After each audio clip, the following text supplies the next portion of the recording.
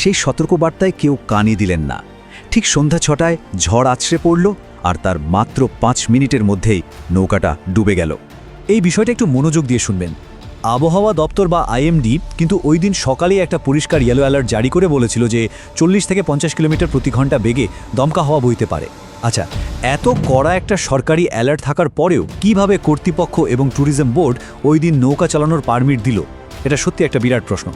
চলুন তৃতীয় অংশে দেখা যাক নৌকার ভেতরের আসল অবস্থাটা, কিভাবে এটা একটা মরণ ফাঁদে পরিণত হয়েছিল।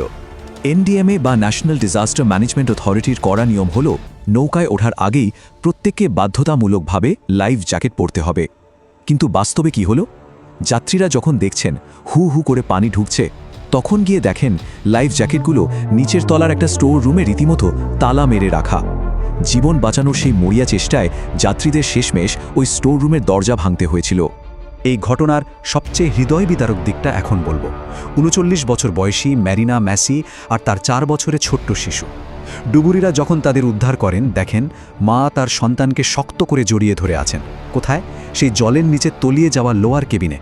দুজনের গায়ে লাইফ জ্যাকেট ছিল, কিন্তু ওই তালাবদ্ধ দরজা আর আতঙ্কিত যাত্রীরা এক জায়গায় জড়ো হওয়ায় নৌকার সেন্টার অফ গ্র্যাভিটি বা ভারকেন্দ্র এমনভাবে পাল্টে যায় যে তাদের আর বের হওয়ার কোনো উপায়ই ছিল না।